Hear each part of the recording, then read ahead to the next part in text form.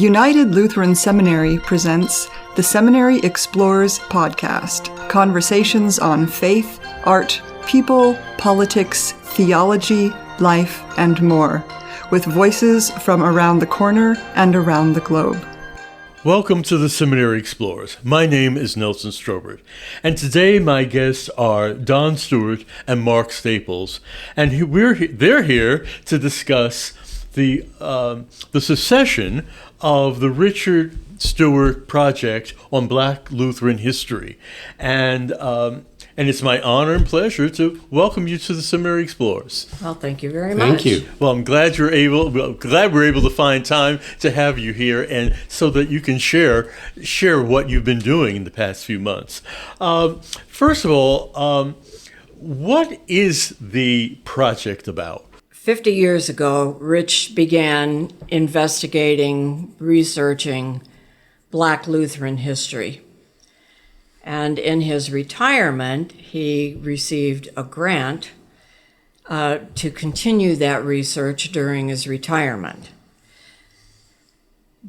So the focus has always been Blacks and Lutherans in the U.S., in the church, the U.S. church. Okay.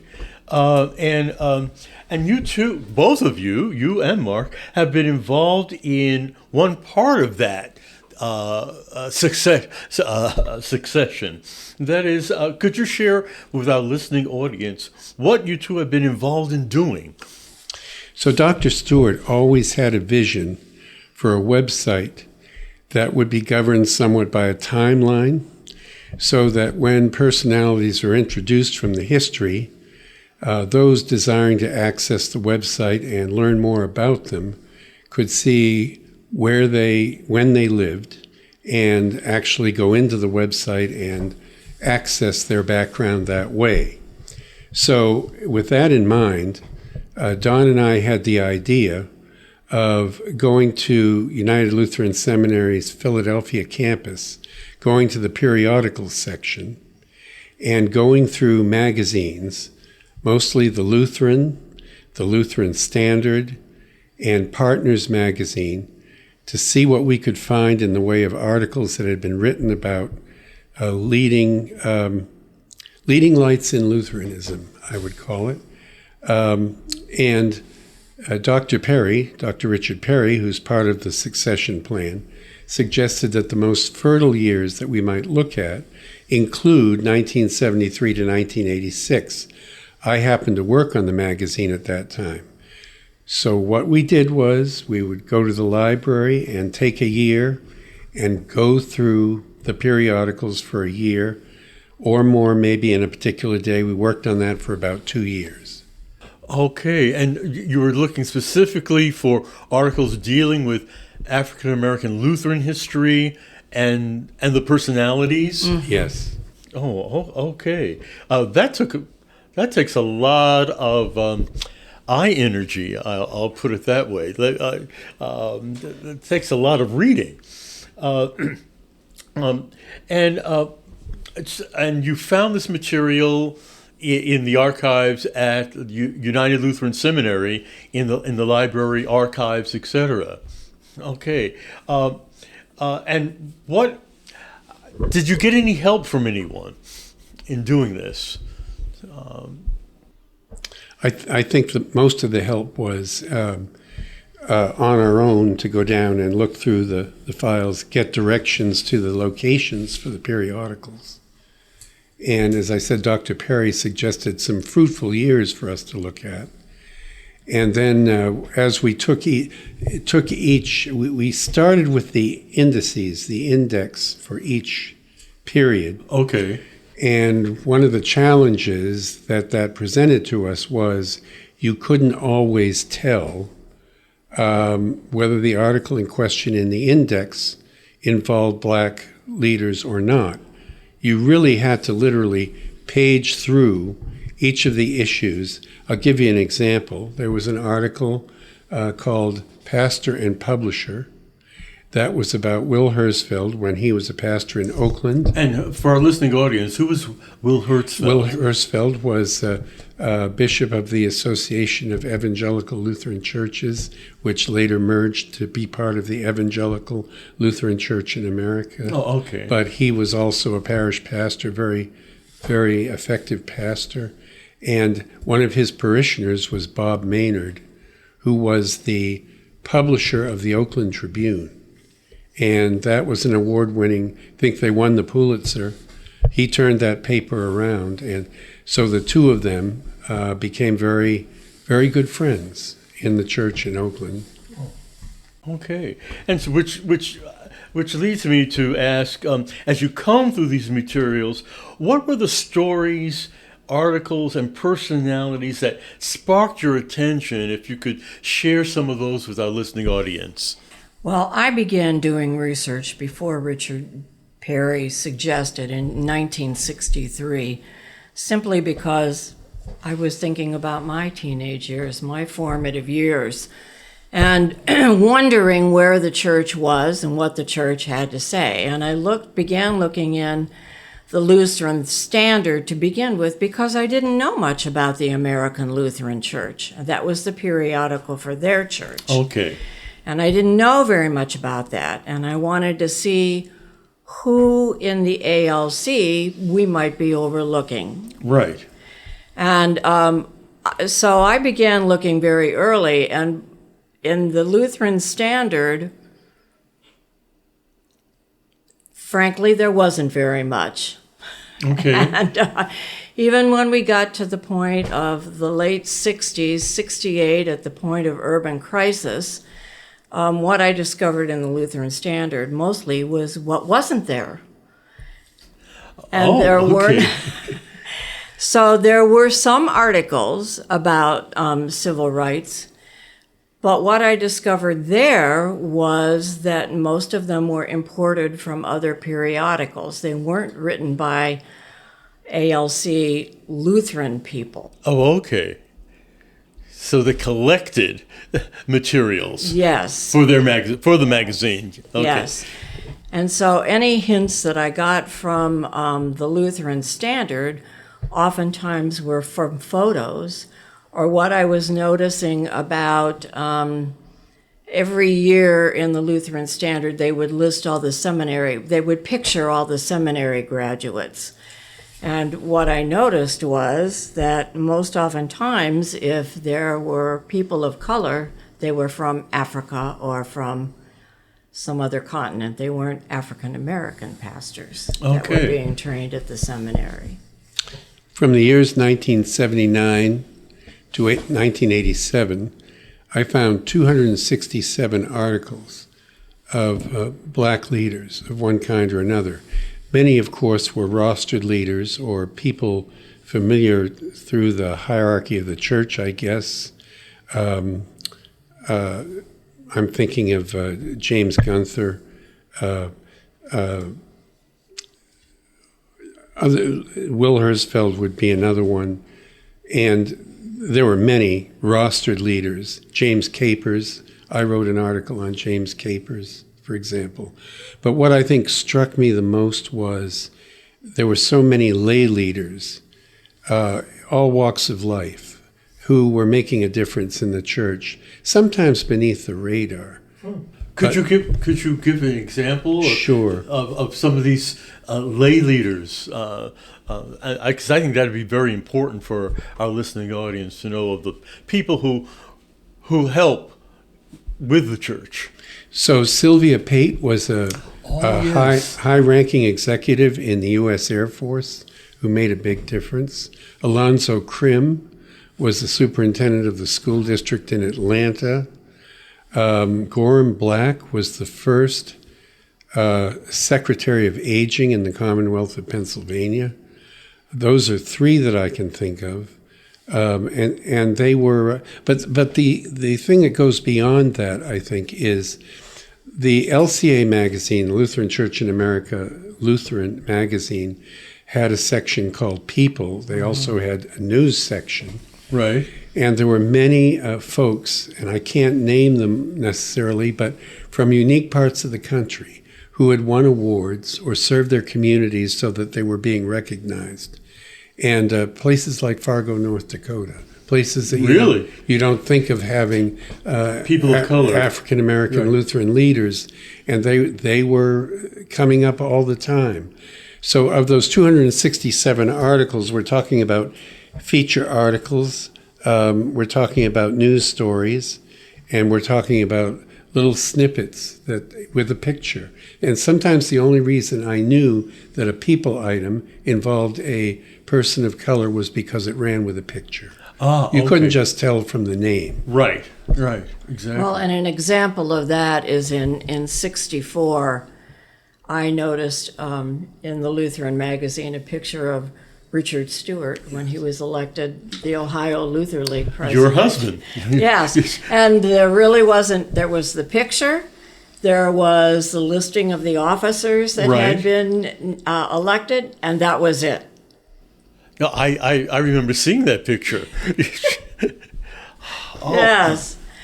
But the other thing, besides all of these people, just little snippets of people, I noticed that in the Lutheran magazine when I went there, that in 65, Lee Wesley Oh, yes. wrote 2 articles that were pretty raw in terms of what it meant to be a Black American. And if I recall, Lee Wesley was from the Augustana Lutheran Church. Became a part of the LCA. Right, Yes. exactly. Yes. And what did he say there? Could you share a little bit? Well, he talked about his difficulty growing up as a Black American, Okay. and he talked about how difficult it felt to fit in. And he began, a second article was beginning to talk about in response to the urban crisis, how he saw the urban crisis as an African American. Oh, okay. So to expose the church to the difficulties Yes. Yes. of a Black person or Black Lutheran person in these United States. Yes. And there were, in the Lutheran also, and during that period of time, I happened to look at a lot of the information about what synods were struggling with. So there was always, in the articles, after the synod assemblies, Right. there was often news about what the synod assemblies were talking about. And noticing how many of the synods were struggling with issues about civil rights, equitable housing, some of those kinds of urban issues also. And so they're not things that you would ordinarily just see as a main article. Right. They're just hints of what was happening in the larger church and in the discussion about race particularly, and urban issues.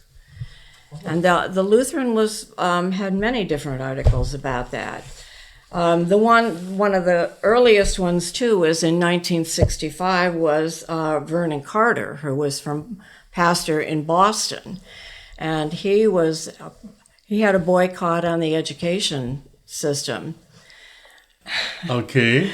And so I think he had a van and he was parked outside of the school board in Boston for a really long time, asking for equitable education for Black students in Boston. And eventually the governor made some redress or addressed some of that in the Boston area. And there's a picture in the Lutheran of Vernon Carter and the governor together. Governor Volpe, I believe that was. Yeah. Okay.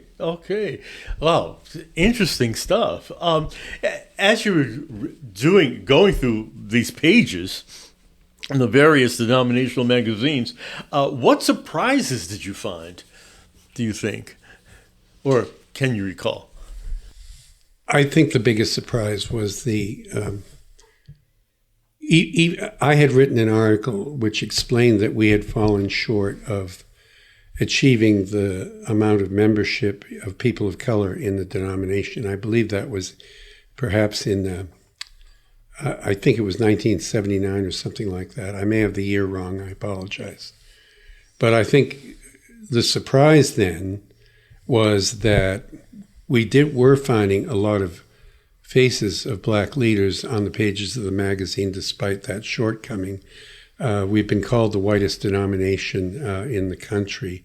That may well be true, but I think, for example, James Capers, whom I interviewed 40 years ago, went on to become an influential musician in the church. Right. He's written portions of the sixth setting that's found in the current Cranberry worship book, but he had at least, I think, a dozen songs in This Far by Faith, the African-American hymnal that I was privileged to attend the dedication of that book in Chicago when it happened, because I was on the Augsburg Fortress board. But I would say those are a couple of surprises. They're joyfully being able to discover a musician that had that kind of influence in the church, and also to find everyday people. I can't remember his name, but there was a young trumpet player with the Boston Symphony who was African-American, who as a teenager performed with the Boston Symphony. Oh, my. I mean, that's a wonderful surprise. So for anyone who wanted to look, you could see the impact that Black leaders were having in the church, even though some would say we fell short of being all that we wanted to be. Right, right. I think, too,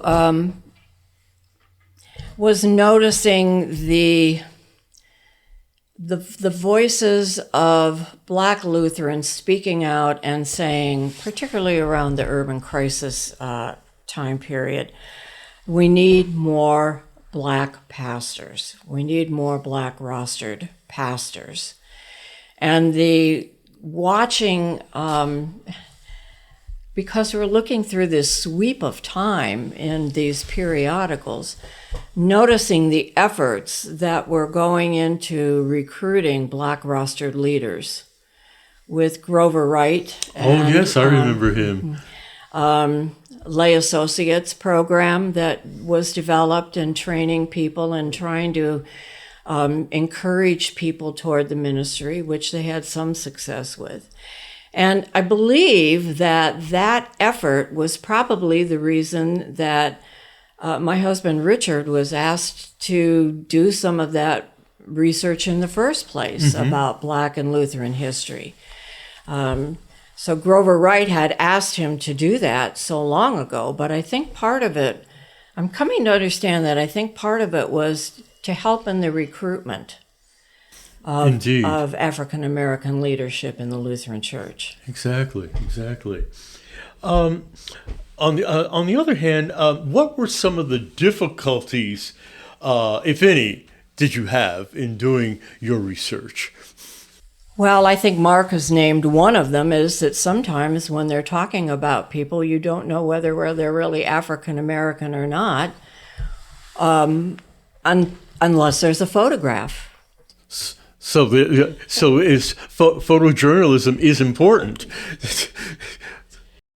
I think another factor, at least for me, was it is laborious. I mean, we would go and do a day of research that I think we went on for about 2 years, and it took a while each day to get through all the pages we wanted to get through, and yet the library was a wonderful resource for us.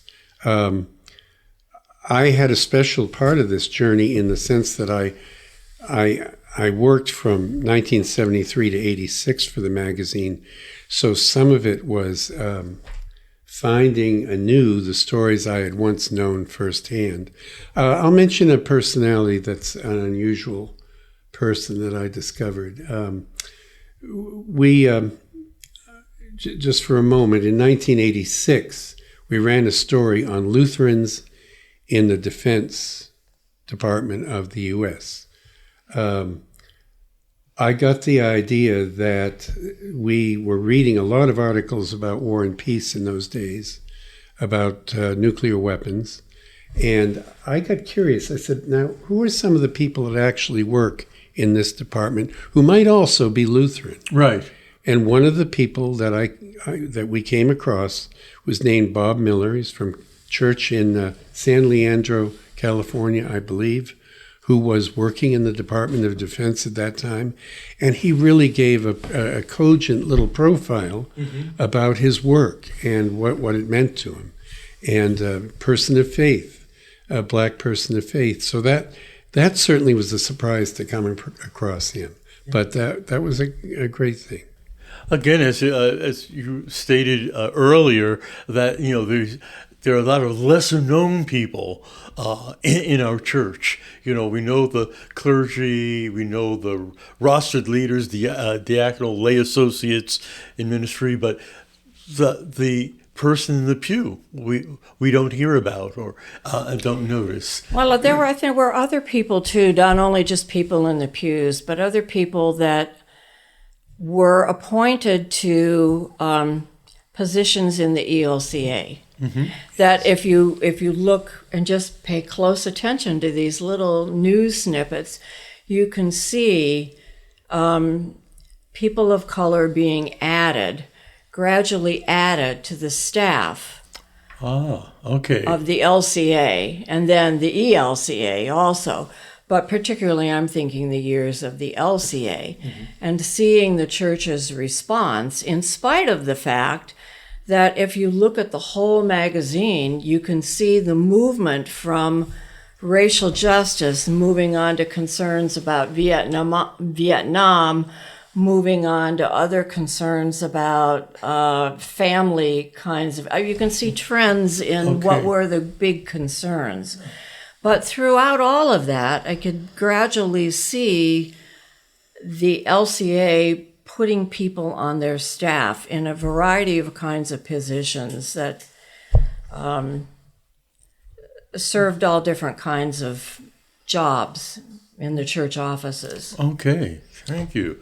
In your investigation, or let me rephrase it, how will your work, your investigation, be shared with the public as well as with scholars in the field? What we're trying to do first, I think Don found a lot of articles. I know I had 267 because I kept track.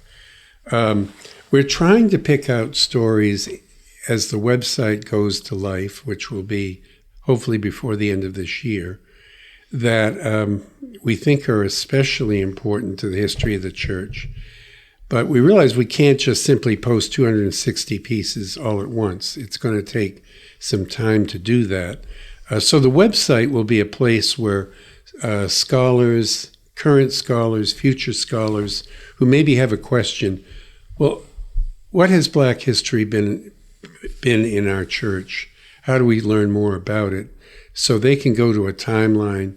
They can hopefully find a name of someone and look on the timeline to see when that person lived and more of that story.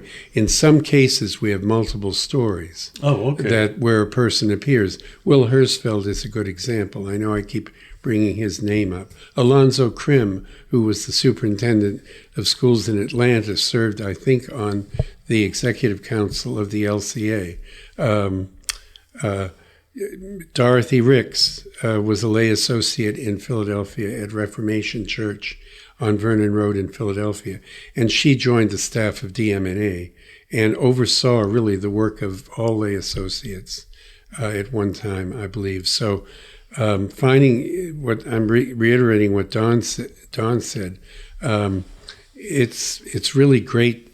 And I do want to say something about the ELCA archives, because when we needed to find something about a person we were interested in, you asked about this earlier, the archives personnel really helped us out. Kathy Lundeen is the current person that I've leaned on also for some of my own writing.